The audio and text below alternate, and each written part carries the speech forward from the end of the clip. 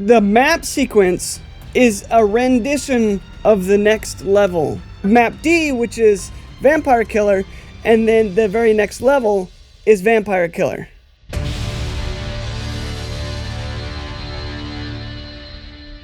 Would you believe it? We get a stage map D, which is this.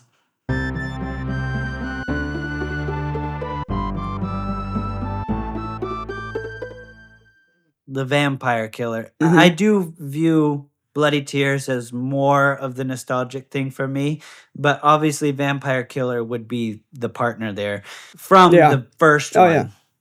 Yes, right. That's really it's interesting that the Vampire Killer is like the song straight from the beginning. However, I guess Bloody Tears still came in number 2, so that's still pretty early. I do view Bloody Tears more as that song for me, but you cannot take it away from Vampire Killer. Yeah. And what's interesting here is they do something kind of interesting is the map sequence is a rendition of the next level in this particular section of the game. So you have map C, which is a rendition of Bloody Tears, and then you have Clock Tower, which is Bloody Tears. And here we have map D, which is Vampire Killer, and then the very next level is Vampire Killer. Which they did not have to do. It's just like, that's like that Hans Zimmer extra like detail that they just didn't have to. Howard Shore didn't have to, but because they do, it makes it so good. Well, and I think that just goes to the whole storytelling aspect in music and how if you plan your music well, your music in itself can tell a story. Mm-hmm. And it helps elevate the story that you're trying to tell. And they do it so well here. Yeah, it really doesn't cut it.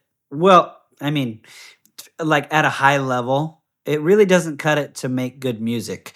You have to make good music, and then you have to use it for the right reason, in the right place, with the right instruments. And that's where you have that kind of the magic moment.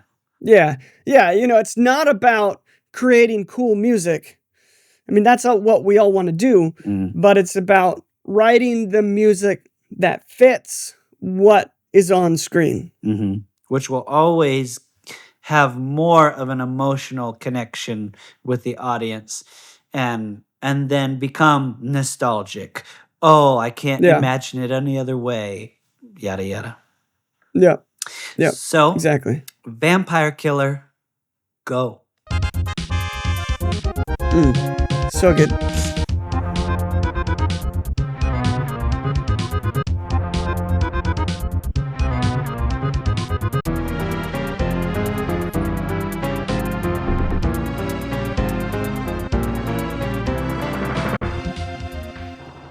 Okay. I will admit, I love me some Vampire Killer. But I might surprise you here what I'm about to say though, and I might get a little hate on this, but this is not my favorite version of Vampire Killer, especially the very first part with that kind of like pop brass sound. Yeah. As soon as that part passes, then I'm okay. Like this is still a great song. Don't get me wrong. Don't kill me, but I do have a little bit of cheesiness on that first part that I'm like, whoa, where did that come from? Just a little bit. Still a good song. And still amazing things going on, especially in the latter half of the song. Yeah. For me. Yeah, okay. No, this song is great. It's such very heroic, very let's go, let's do this. We're going to go find Dracula and we're going to slay him. I mean, after all, it's called Vampire Killer. Yeah. Right? So it needs to be that. And it works so good. Such an iconic song of the series. Good story progression because the song changes so much. Yeah. Very good, very good. Don't kill me. We then go to the next part of this level, which this is all one long level from here. Just FYI. Yeah.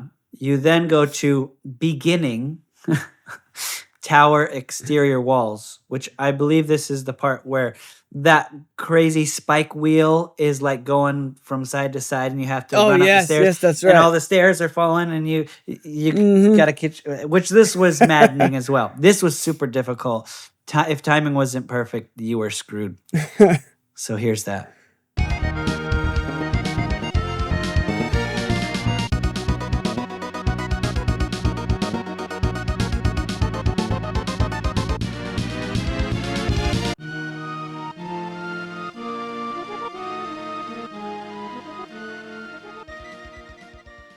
This I love, I love, I love, I love. So much energy, so much, Yes. so fast paced, a little nerve wracking. This is also another Yeah. iconic song being reused Yes, again. yes. Not as different as some of the other ones reused, like not as different as the original. Yeah. But just so much nostalgia. Yeah, this one's definitely like those other two. This one's a classic, nostalgic. Yeah, I completely agree. Not a lot to say about it, just really well done. A lot of these tracks in this later section, there's a lot of throwbacks and climaxes. Everything's moving now. We're getting close to the end, so everything's much faster paced at this point. Yeah, and I think now that you said that, I think callbacks and climaxes, I think that's such a good way to say it. From here on, it's so much fan service in a good way. Mm-hmm. Does that make Yeah. sense? Oh, I remember that. Oh, I remember that. Oh, that's good. Oh, there's the next one. Oh, there's the next one. They keep Yeah. churning them out for like 1, 2, 3, 4, 5, like over and over, 5 different sections of this stage. Man, they could have done one song. They decided to do a whole handful.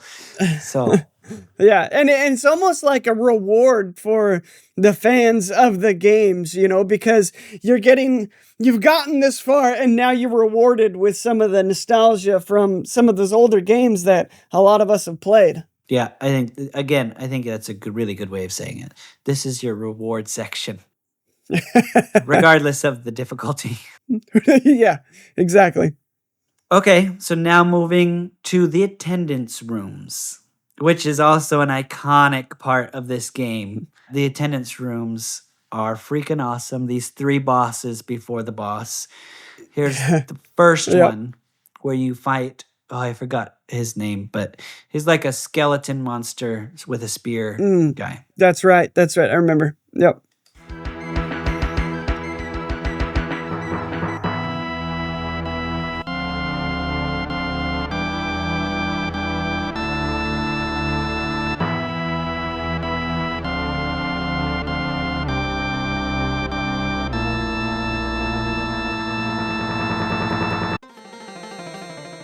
Oh my gosh. I really like this one. There's 3 bosses, right? The skeleton spear guy. Mm-hmm. There's the gargoyle that changes from blue to red. And then there's death. Yes. The Grim Reaper. The cool one of my favorite things about this section is that when you beat one boss, the music keeps going. There's no like you beat the boss, move on to the next part. You beat the boss, the music keeps playing like nothing happened. Yeah. You beat the second boss, the gargoyle. The music keeps playing like nothing happened. Mm-hmm. You kill death, then something changes.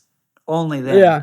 There was just this continuation of next. You're not done. You're not done yet. You're still going. It sounds almost like this harpsichord that's just feverishly playing, just super fast, very almost spine tingling sensation that's joined with this aggressive timpani that just keeps you on the edge of your seat and on your toes. Mm-hmm. And then and then the organ chords that play occasionally. Yeah. You're moving up. You're at the skeleton. You move up to the gargoyle, and then you move up to death. Yes. And so those chords are like ascend. Bum, bum, bum, bum, bum, bum, bum. This ascension You're to the end. ascending this tower, trying to get to Dracula. So good, so good. The composition is fantastic. Really taking things seriously here. And then we have Dracula's room. Now, before that, I do want to say, like, you kill Death, and then right after you kill Death, there's a hallway. The new song starts, and the hallway has some torches unlit, and as you walk by each one, they magically light Yes. one at a time. That's right. As you pass it, Dracula knows you're there. He knows you're coming. Yeah. And as you're passing, he's just like toying with you, like. So this song starts as you're walking through the hallway, and the song keeps going until you start the Dracula fight, and the music just keeps going. Like, there doesn't go Dracula fight starts, new music starts. This song is already playing. Yeah. This whole continuation of music playing without like interruption, for some reason, works so well here. It's almost like it's psychologically preparing you for the battle with as the battle music is already playing. So it's playing, and then you get there and you're like, oh crap, I'm here. Now it's time to get this done. Yeah. And of course, it's Dracula's theme again. Faster.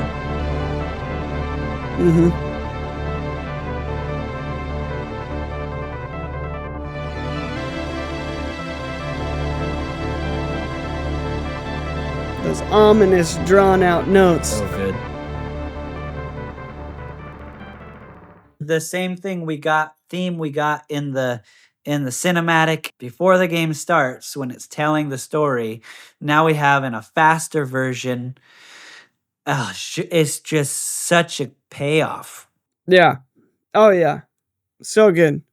We already talked about it, but yeah, just the reusing of it and the respect that you give it, amazing. I agree. It's not on here, but let's just play it one more time. Halfway through the fight, you go back to Simon's theme. Yes. Yes, that's right. You like hit him in the head so many times, and then like for some reason the skin falls off, and he's just a skeleton head, and then all the lightning starts. And this happens.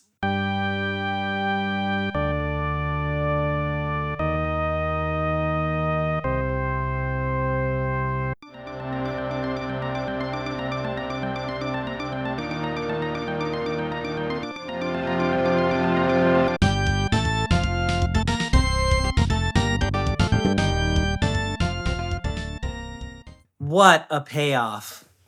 Oh, yeah. I mean, this is like, you're halfway through the fight, and it's like, this is the hope that you've been looking for. It's like, oh, I'm almost there. I'm getting there. He's almost dead. He's halfway there. Yeah, you get halfway, and then it's like, you can do this.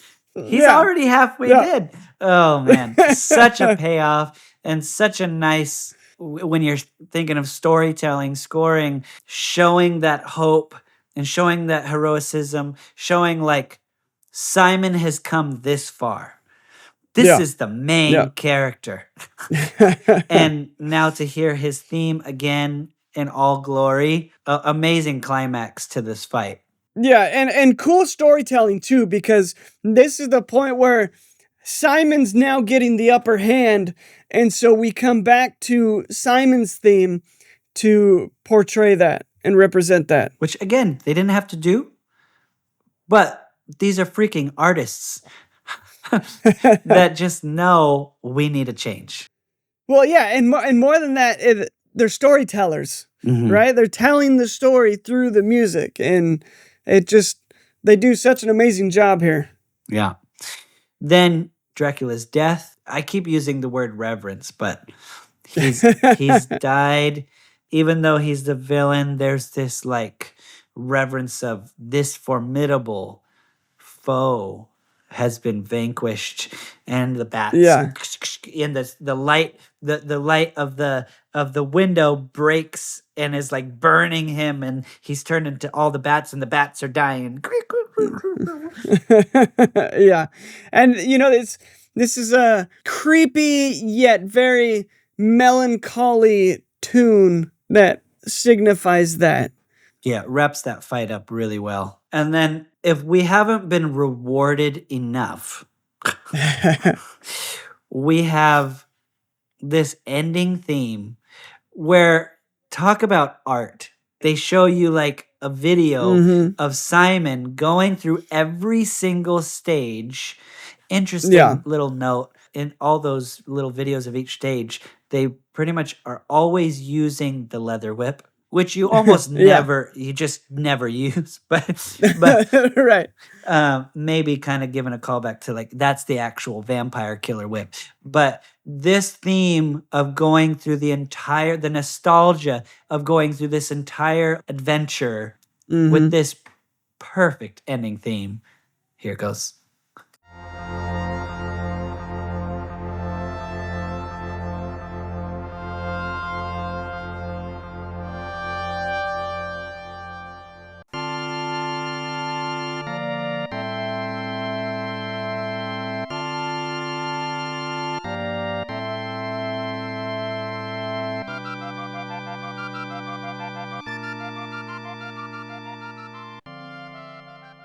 Such a climax. I'll say this. Go ahead. This track is so good because it wraps everything up so good. It's just that, almost like that breath of fresh air at the end of the game. You've gone through this huge journey, this adrenaline pulsing journey. You've defeated death. You've defeated Dracula. And now it's just like, he's like, I can breathe. Yeah, I agree 100% with that. It's a breath of fresh air. It's a release. You've been holding your breath this whole time. And especially because almost every track is like tension. So much tension. And this is the first one that has this. When I say nostalgia, in this case, I don't mean like remembering back. I mean nostalgia, and the chords that they're using hasn't been in this key the whole time. Yeah. And now they waited till the end for this release of a chord, this release of a key change, Yeah. And those da, da, it is like literal breathing. Yeah. Oh, so good. What a game. Anything else on that last one? No, I think that's it. So good. Maybe just the secret room. Yeah. So there we do have this, like, while you're in the castle, chandeliers fall on the ground and it cracks the tile, and then if you attack that tile, there's a whole secret room and it has its own song.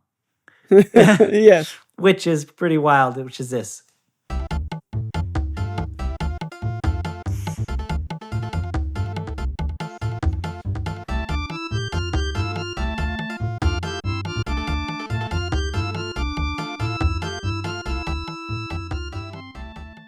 Just like wild, jazzy, tribal. I don't know how to even describe that one. Yeah, it's just this absolutely bizarre, giddy jig that is just this room. Yeah, it is what it is.